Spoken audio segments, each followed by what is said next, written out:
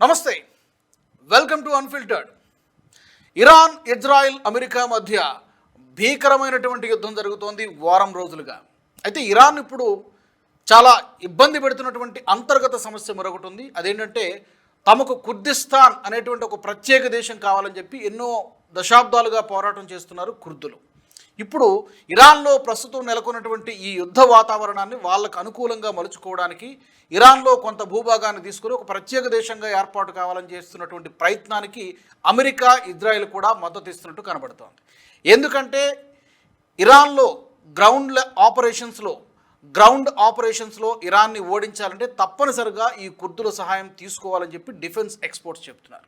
మరి ఏం జరగబోతోంది? ఇరాన్ రెండు ముక్కలయ్యేటువంటి అవకాశం ఉంటుందా? కుర్దిస్తాన్ అనేటువంటి ఒక ప్రత్యేక దేశం ఏర్పాటు కావడానికి సాధ్యాలు ఏంటి? ఈ అంశాన్ని గురించి మాట్లాడదాం. నాతో జాయిన్ అవుతున్నారు విశ్లేషకులు పేకేటి ప్రసాద్ గారు. ప్రసాద్ గారు నమస్తే అండి. నమస్కారం రాజు గారు.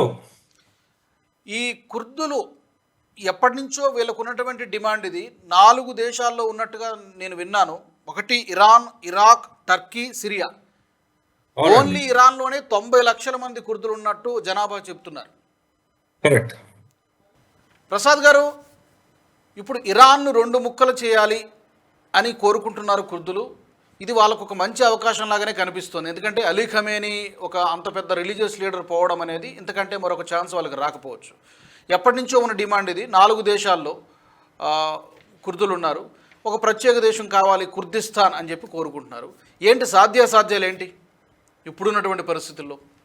రాజుగారు, ఇప్పుడు చూసుకుంటే ఈ సమయం వాళ్ళకి చాలా మంచి అవకాశం అండి, ఒక సపరేట్ కుర్దిస్తాన్ ఏర్పాటు చేసుకోవడానికి. సో మొత్తం ప్రపంచంలో దగ్గర ఒక 50 లక్షల మంది కుర్దిస్టులు ఉంటారనమాట. 5 కోట్ల మంది వరకు కుర్దులు ఉంటారు.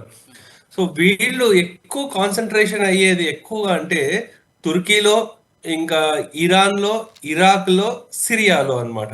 సో ఈ ప్రాంతాల్లో వాళ్ళు అంటే World War I నుంచి వాళ్ళు సపరేట్ ప్రాంతం కావాలని వాళ్ళు చాలా తిరుగుబాటు ప్రయత్నాలు చాలా చేస్తూ వచ్చారు వాళ్ళు.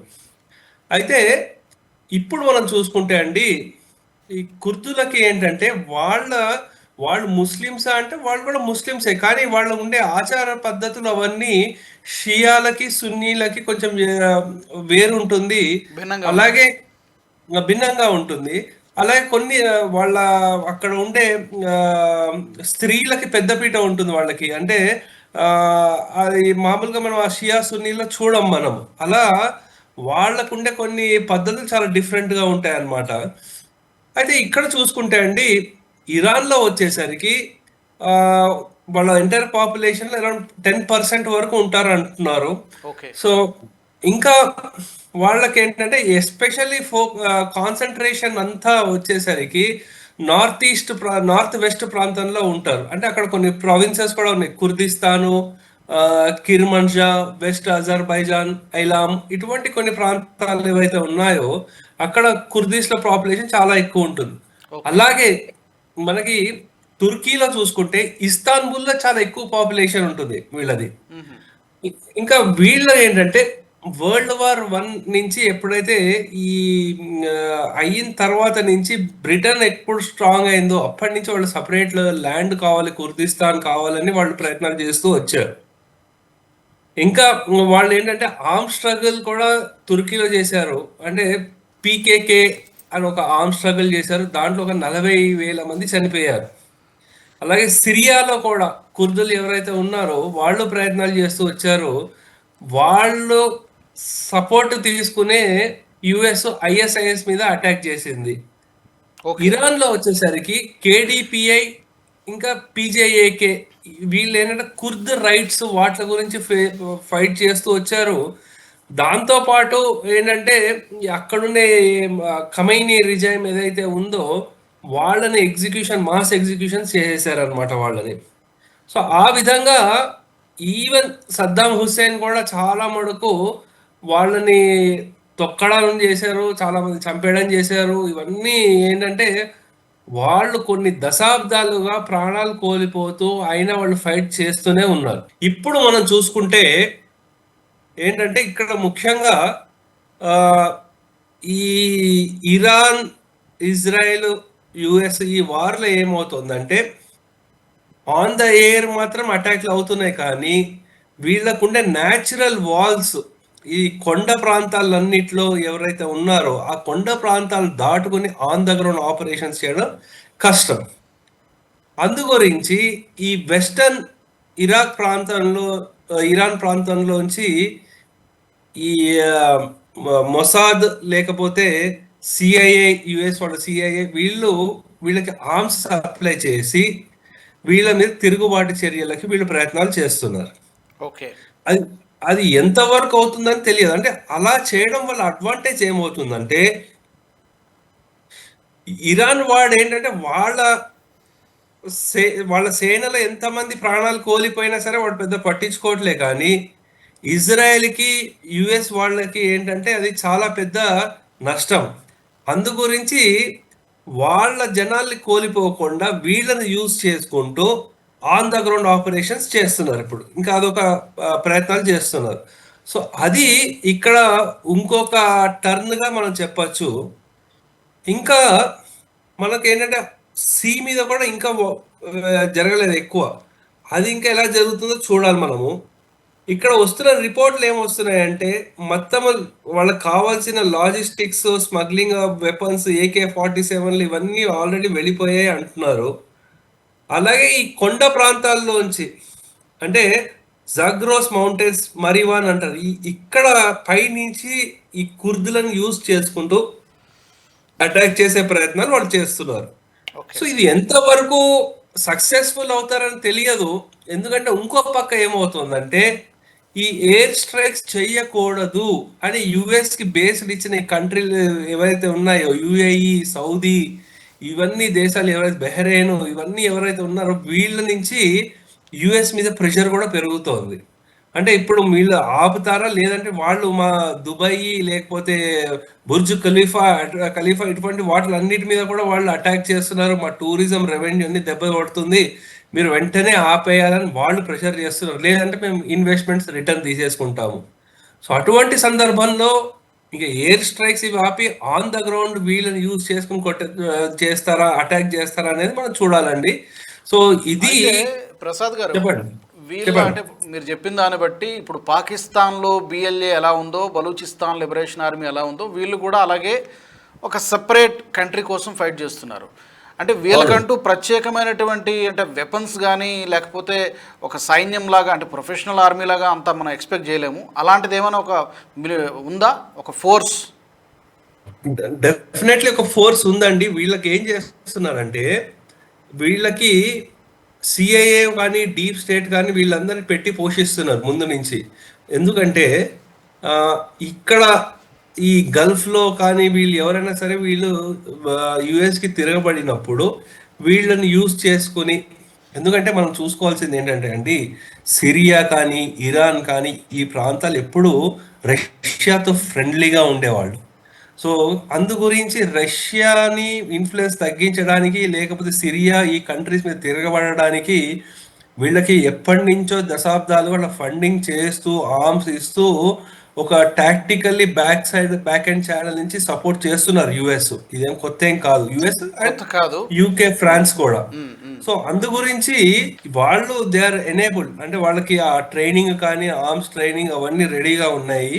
సో ఇప్పుడు మంచి అవకాశం, ఎందుకంటే అక్కడ ఖమేనీకి ఎగెయిన్స్ట్ ఉండే వాళ్ళు కూడా చేస్తున్నారు. మనకి ధర్నాలు కానివ్వండి, మనం చూసాం ఒక అమ్మాయి సిగరెట్ తాగుతూ ఖమేనీ పోస్టర్ కాల్ చేయడం, ఇటువంటివి బాగా చేస్తున్నారు వాళ్ళు వీళ్ళు కలిసి అందరు తిరగబడే అవకాశం ఉంది. కానీ ఇప్పుడు కూడా ఇంత జరిగిన తర్వాత కూడా విత్ ఇన్ ఇరాన్లో ఆ రాడికల్ ఇస్లామైజేషన్కి సపోర్ట్గా చాలా మంది, దగ్గర 60% ప్రజలు ఇంకా వాళ్ళని సపోర్ట్ చేస్తున్నారు. సో అలా చేస్తున్న తరుణంలో వీళ్ళు ఆర్మ్స్తో వార్ చేస్తే ఎలా ఉంటుంది అనేది మనం ఇంకా వేచి చూడాలి. ఎందుకంటే మొన్న తిరుగుబాటు జరిగినప్పుడు దగ్గర 40 నుంచి 50 వేల మందిని వాళ్ళు చంపేశారు అని మనకి రిపోర్ట్ వస్తోంది. ఆ న్యూస్ ఎక్కడ వాళ్ళు అఫీషియల్ ఎక్కడ 50,000 మంది ఎవరిని చంపేశారు, ఎవరు చంపారు? ఈ రాడికల్ ఇస్లామిక్ రిజైమ్ ఏదైతే ఉందో ఇరాన్ లో, వాళ్ళు తిరుగుబాటు చేసిన వాళ్ళని, అంటే మేము ఈ బుర్కాలు వేసుకోము, ఇవన్నీ వేసుకోము అని ఓకే, చెప్పి ప్రజలు, తిరుగుబాటు చేసిన వాళ్ళు ఎవరైతే ఉన్నారో వాళ్ళు ఇరాన్ ప్రజల్ని. ఈ ఇరాన్ ప్రజల్ని. సో అలా కొంచెము ఏంటంటే లిబరల్ గా ఉండే వాళ్ళు ఎవరైతే ఉన్నారో వాళ్ళు, కుర్దులు, వీళ్ళు కలిసి తిరుగుబాటు అయితే కానీ అక్కడ ఉండే రిజైమ్ చేంజ్ అయితే వాళ్ళు చేంజ్ చేయలేరండి. సో మీరు అన్నట్టుగా గ్రౌండ్ ఆపరేషన్స్లో ఇరాన్ని ఓడించాలి అంటే, వాళ్ళ ఎయిర్ ఫోర్స్ ఏం పెద్ద బలంగా లేదు, కానీ గ్రౌండ్ ఆపరేషన్స్లో ఇరాన్ని ఓడించాలంటే తప్పనిసరిగా కుర్దులు సహాయం తీసుకోవడం చాలా చాలా అవసరం. అయితే ఇక్కడ పాయింట్ ఏమొస్తుందంటే ప్రసాద్ గారు, కుర్దులు అమెరికాకి సహాయం చేయడం ఇది మొదటిసారి కాదు. చాలా సందర్భాల్లో మన హిస్టరీలో 1975లో, నేను ఇప్పుడే ఒక ఆర్టికల్ చూస్తున్నా, 1975లో కూడా అప్పుడు అధ్యక్షుడు ఈ కుర్దుల్ని కాపాడడానికి ఎలాంటి చర్యలు తీసుకోలేదు. 88లో కూడా సద్దాం హుస్సేన్ ప్రభుత్వం వీళ్ళ మీద కెమికల్ అటాక్స్ చేసిందంట. అప్పుడు కూడా అప్పుడు అధ్యక్షుడు రొనాల్డ్ రీగన్ అనుకుంటా, అతను కూడా పట్టించుకోలేదు. 1990లో కూడా వీళ్ళకి ఇదే అనుభవం ఎదురైంది. అప్పుడు అధ్యక్షుడు ఎవరు, అమెరికా అధ్యక్షుడు జార్జ్ బుష్, అతను మాత్రం మద్దతు ఇచ్చారు. కానీ సద్దాం హుస్సేన్ సేనలు వీరిని తొక్కేసినప్పుడు మళ్ళీ అమెరికా సైలెంట్ అయిపోయింది. అంటే అమెరికా వాళ్ళకు అవసరం వచ్చినప్పుడు కుర్దులను ఉపయోగించుకుంటుంది, కానీ వీళ్ళు ఆపదలో ఉన్నప్పుడు, కుర్దులు ఆపదలో ఉన్నప్పుడు వాళ్ళు అమెరికా చూసి చూడనట్టు వదిలేస్తున్నారు అనేటువంటిది మనకి చరిత్ర చెబుతోంది. మరి ఈసారి మరొకసారి వాళ్ళకి ఆప్షన్ లేక అమెరికానే నమ్ముతున్నట్టుగా కనబడుతోంది. వాళ్ళకు కూడా అవసరం. అంటే ఇప్పుడు అమెరికా కూడా ఇంత భారీ ఎత్తున యుద్ధములో దిగడం కూడా ఫస్ట్ టైమే కదా. ఇరాన్కి వ్యతిరేకంగా ఖమేనీని హతమార్చడం, ఇవన్నీ చేయడం కూడా ఫస్ట్ టైమే కదా. అంటే ఇజ్రాయెల్ వాడు అమెరికాని ఏ స్టేజ్ తీసుకెళ్ళాడంటే పాయింట్ ఆఫ్ నో రిటర్న్ అంటాడు. తాడో పేడో తేల్చుకోవాల్సిన స్టేజ్కి తీసుకొచ్చేసారు. ఇది వరకు అయితే అలా ఉండేది కదా, ఒక చిన్న లిమిటెడ్ అటాక్ చేసి బయటకు వచ్చేసేవాళ్ళు. ఇప్పుడు దానికి తోడు ఏంటంటే ట్రంప్ కూడా ఎప్పటి నుంచో, ఈవెన్ ఆయన ప్రెసిడెంట్ అవనప్పటి నుంచి ఆయన పాత వీడియోలు చూస్తే ఇరాన్కి, ఖమేనీ రిజైమ్కి ఆయన ఎప్పుడూ ఎగెన్స్టే.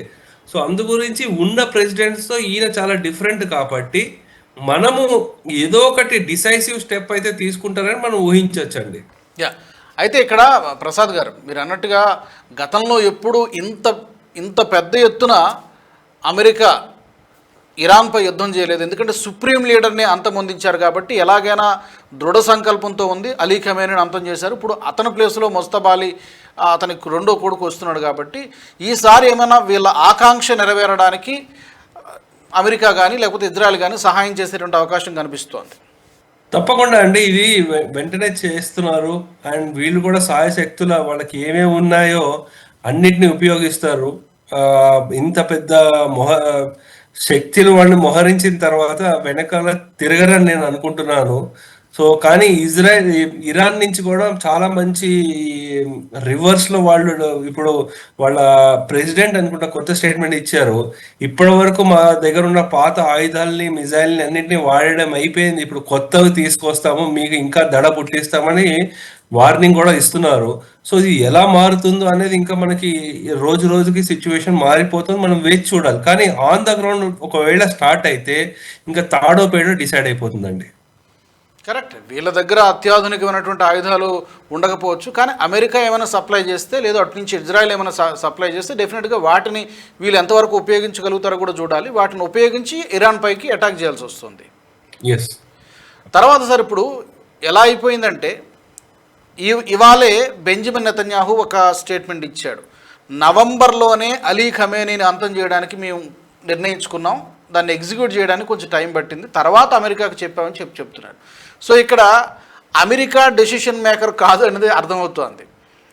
ఈ యుద్ధం యాజ్ అ నేషన్ అమెరికా కోరుకోవట్లేదు, మేబీ ఉండొచ్చు, కానీ యాజ్ అ నేషన్ కానీ అక్కడ ఉన్నటువంటి ప్రజలకి అంత ఇనివిటబుల్ కాదు. కానీ ఇజ్రాయెల్కి అవసరం, గ్రేటర్ ఇజ్రాయెల్ అనేటువంటి కాన్సెప్ట్తో, లక్ష్యంతో వాళ్ళు ముందుకు పోతున్నారు. ఇజ్రాయెల్ వేసినటువంటి ఒక ట్రాప్లో అమెరికా తప్పనిసరి పరిస్థితిలో పోరాటం చేస్తోందా అంటే నేను అలా అనుకోనండి. ఎందుకంటే అమెరికా కూడా ముందు నుంచే వాళ్ళు వెరీ క్లియర్గా ఉన్నారు.